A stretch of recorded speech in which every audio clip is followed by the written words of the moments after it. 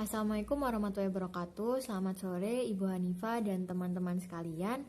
Jadi pada pertemuan kali ini kami dari kelompok 6 akan membahas mengenai sistem informasi bisnis. Next. Jadi anggota kelompok kami terdiri dari saya sendiri Mutiara Venalia Putri, lalu ada rekan saya Dea Putri Amanda, dan rekan saya satunya lagi Bella Amalia Putri Ansori. Next. Pada pembahasan kali ini kami memiliki 4 subbahasan. Yang pertama terkait dengan perdagangan elektronik, yang kedua terkait dengan mobile commerce, yang ketiga terkait dengan aplikasi perdagangan elektronik dan mobile, dan yang terakhir terkait dengan infrastruktur teknologi e-commerce dan m-commerce. Next. Untuk subtopik yang pertama terkait dengan perdagangan elektronik. Jadi dengan adanya globalisasi, seluruh sektor yang ada di kehidupan sehari-hari itu juga turut berkembang. Salah satu hal yang dapat dirasakan adalah perkembangan teknologi. Perdagangan elektronik merupakan salah satu bentuk revolusi kehidupan manusia yang semakin dinamis. Menurut Punastuti pada tahun 2004 dalam penelitiannya menyampaikan bahwa perdagangan elektronik atau yang biasa kita sebut sebagai e-commerce merupakan segala transaksi komersial yang melibatkan individu ataupun organisasi yang menggunakan teknologi atau alat elektronik dalam bentuk apapun. Dalam penerapannya ada beberapa jenis perdagangan elektronik atau e-commerce. Yang pertama ada e-commerce business to business atau B2B. Jadi jenis bisnis B2B ini dilakukan oleh orang-orang atau pihak yang berkepentingan untuk mengelola bisnis dengan kondisi kedua belah pihak saling mengetahui proses komersial masing-masing. Secara umum, B2B dilakukan secara terus-menerus karena kedua belah pihak mendapatkan manfaat satu sama lain dan saling percaya. Contoh bisnis dari B2B adalah ketika dua perusahaan melakukan pembelian dan penjualan transaksi online atas suatu komoditi serta pembayaran yang tersedia dengan kartu kredit. Lalu yang kedua, e-commerce business to consumer atau B2B. Jenis e-commerce B2B merupakan bisnis yang dilakukan antara pebisnis dan konsumen. Misalnya, seorang produsen yang memperdagangkan produknya ke konsumen dengan sistem online. Lalu yang ketiga ada e-commerce consumer to consumer atau C2C. Jadi dalam jenis C2C ini merupakan model bisnis yang kondisi kegiatan komersial atau transaksinya terjadi di antara pelanggan atau konsumen lainnya. Dengan kata lain, konsumen menjual produk atau layanan yang mereka tawarkan kepada konsumen lain atau menjual satu sama lain. Contoh dari C2C dalam e-commerce adalah Tokopedia, Shopee, dan lainnya. Lalu yang terakhir ada e-commerce consumer to business atau C2B. Jadi pada model C2B ini merupakan bentuk perdagangan di mana konsumen sebagai pengguna akhir menyediakan produk atau layanan kepada organisasi atau bisnis. Secara garis besar, C2B merupakan model di mana pelanggan atau pengguna akhir dapat membuat konten, produk, atau layanan yang digunakan untuk menyelesaikan program bisnis mereka. Contohnya ketika perusahaan makanan meminta kepada food blogger untuk menambahkan produk baru ke resep mereka dan mengulasnya untuk pembaca blog mereka. Lalu next, untuk topik yang kedua terkait dengan mobile commerce atau biasa disingkat sebagai m-commerce, yang mana berasal dari perdagangan seluler atau sistem komersial yang dilakukan melalui media proteksi seperti ponsel, PDA, dan lain sebagainya. Pada dasarnya, perdagangan ini adalah kombinasi dari perdagangan elektronik dan komputasi seluler. Oleh karena itu, dapat dikatakan bahwa m-commerce adalah perdagangan elektronik yang berada di lingkungan nirkabel. Kesimpulannya, perspektif perdagangan elektronik adalah transaksi dagang, baik jasa maupun barang, yang dilakukan dengan sistem yang sifatnya mobile dan dapat diakses melalui bantuan internet dan alat elektronik lainnya. Kemudian untuk submateri selanjutnya yaitu aplikasi perdagangan elektronik dan mobile. Kemajuan teknologi dan informasi ini berdampak pada banyak aspek kehidupan saat ini, terutama dalam internet. Proses perdagangan dengan memanfaatkan internet kini lebih dikenal dengan istilah e-commerce atau electronic commerce. Di era yang serba digital seperti ini, tentu saja segala prosesnya menjadi lebih mudah dan praktis. Ditambah lagi dengan cangkupan dagang yang lebih luas dengan tersebarnya internet hingga pelosok negeri. Kemudian dalam aplikasi perdagangan elektronik dan mobile ini terdapat beberapa aspek yang mendukung. Yang pertama yaitu pedagang besar dan pedagang pengecer, di mana pedagang besar merupakan pedagang yang membeli barang dalam jumlah besar langsung dari produsennya untuk dijual lagi kepada para pengecer atau kepada perusahaan-perusahaan industri. Lalu pedagang pengecer adalah perantara dalam sistem saluran pemasaran, di mana pengecer mendapatkan barang dari produsen atau pedagang besar yang kemudian menjualnya kepada konsumen akhir. Selanjutnya yaitu sistem informasi manufaktur. Sistem informasi manufaktur merupakan sistem yang berisi input, proses, dan output yang terkomputerisasi yang fungsi utamanya merupakan untuk mendukung manajemen bisnis yang terkait dengan pembuatan produk. Kemudian yang selanjutnya yaitu sistem informasi pemasaran. Sistem informasi pemasaran adalah sistem yang menganalisis dan mengukur informasi pemasaran yang dikumpulkan secara terus-menerus dari berbagai sumber bisnis. Sistem informasi pemasaran juga memberikan informasi tentang penjualan, promosi, kegiatan pemasaran, kegiatan riset pasar, dan pemasaran lainnya. Kemudian yang selanjutnya yaitu sistem informasi keuangan, investasi, dan perbankan.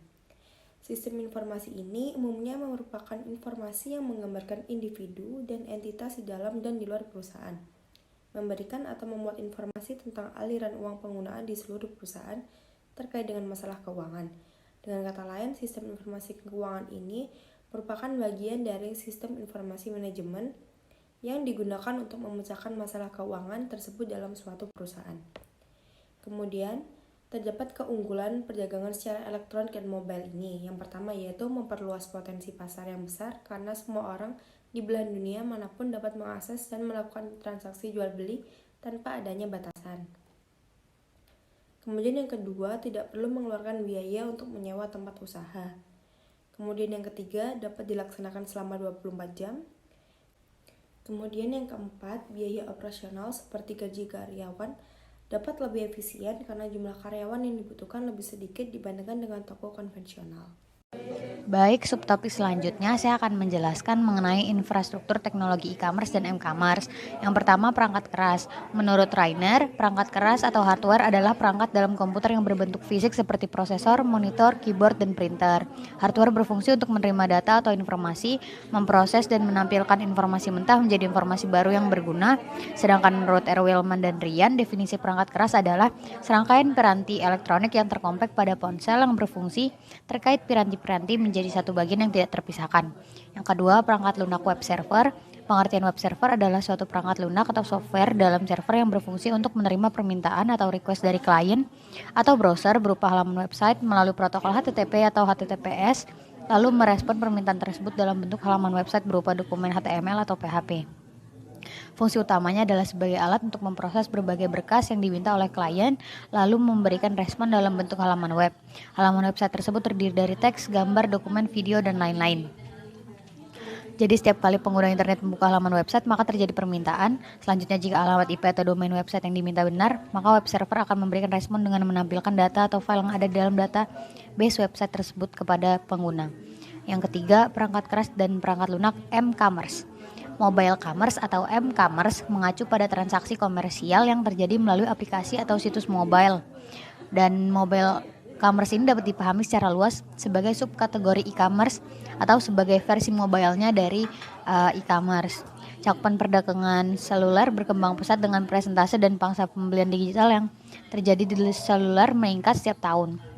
Karena melakukan pembelian di ponsel menjadi lebih nyaman dan karena semakin banyak orang yang di seluruh dunia ini mendapatkan akses ke ponsel cerdas atau smartphone dan tablet. Kapasitas untuk melakukan pembelian seluler terus meningkat. Singkatnya, definisi m-commerce ini adalah pembelian dan penjualan barang melalui perangkat seluler. Selanjutnya, sistem pembayaran elektronik. Sistem pembayaran elektronik adalah sistem pembayaran alternatif yang memudahkan konsumen untuk melakukan pembayaran melalui jaringan atau internet. Dalam sistem pembayaran elektronik, semua data pembayaran terdigitalisasi. Ada dua jenis dalam sistem pembayaran. Yang pertama ada electronic cash atau e-cash, yang seperti layaknya pembayaran tunai secara fisik yang mempresentasikan nilai pembayaran. Yang jenis kedua itu ada kredit atau debit system, berupa pesan untuk mentransfer pembayaran yang mana tidak mempresentasikan secara langsung nilai pembayaran. Karakteristik dari pembayaran elektronik yaitu yang pertama applicability, penerimaan dari user ketika menggunakan cara itu untuk membeli barang atau jasa.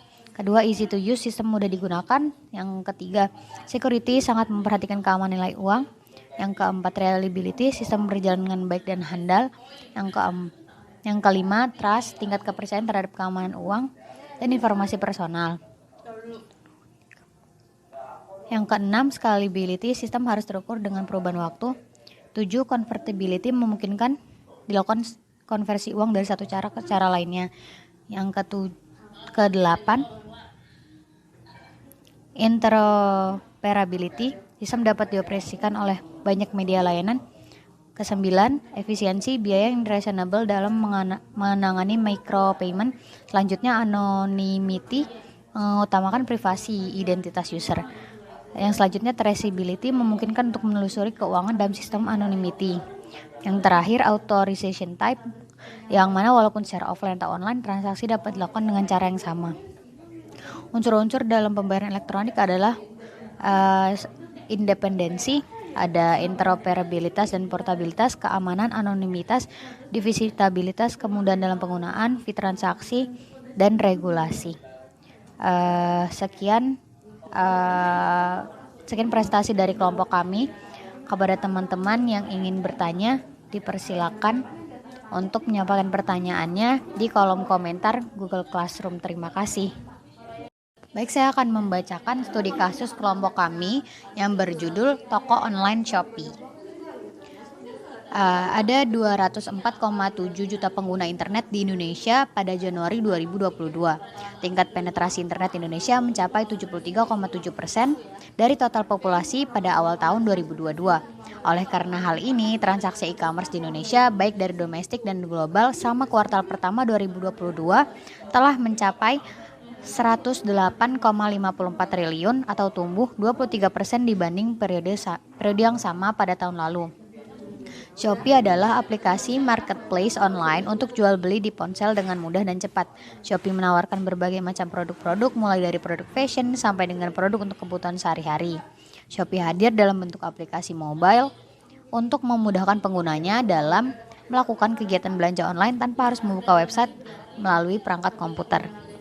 Shopee hadir di Indonesia untuk membawa pengalaman berbelanja baru, di mana Shopee ini memfasilitasi penjual untuk berjualan dengan mudah serta membekali pembeli dengan proses pembayaran yang aman dan pengaturan logistik yang terintegrasi. Saat ini, angka unduhan Shopee telah mencapai 11 juta unduhan di Google Play Store. Dalam penerapannya, Shopee menggunakan jenis perdagangan elektronik berbasis C2C atau e-commerce consumer to consumer. Sasaran pengguna Shopee adalah kalangan muda yang saat ini terbiasa melakukan kegiatan dengan bantuan gadget termasuk kegiatan berbelanja. Untuk itu Shopee hadir dalam bentuk aplikasi mobile guna untuk menunjang kegiatan berbelanja yang mudah dan cepat. Kategori produk yang ditawarkan Shopee lebih mengarah pada produk fashion dan perlengkapan rumah tangga. Untuk menunjang konsumen, Shopee menampilkan interface dengan fungsi chatting dalam aplikasi yang memungkinkan pengguna untuk berbelanja dan berkomunikasi secara real time sesuai dengan kenyamanan pelanggan baik itu penjual maupun pembeli. Pada halaman awal, pengguna akan disambut dengan beberapa kategori yang tersedia di Shopee. Itu pakaian wanita, pakaian pria, sepatu wanita, sepatu pria, tas, fashion, muslim, aksesoris, fashion, kecantikan dan kesehatan, jam tangan, gadget, perlengkapan olahraga, hobi, dan mainan, perlengkapan bayi dan anak, perlengkapan rumah, elektronik, komputer, dan aksesoris, lalu makanan dan minuman, voucher, fotografi, otomotif, dan serba-serbi yang di dalamnya terdapat camilan dan dekorasi rumah dan sebagainya. Kemudian pertanyaan dalam kasus ini yang pertama, jika dilihat dari case tadi di atas, infrastruktur teknologi e-commerce dan m-commerce, manakah yang paling cocok untuk diterapkan pada Shopee? Pertanyaan kedua, adakah jenis perdagangan elektronik lain yang dapat dikombinasikan untuk Shopee ataukah jenis C2C saja cukup? Yang ketiga, apa saja yang dapat diterapkan oleh Shopee agar tetap dapat bersaing dengan e-commerce kompetitor lain? Terima kasih.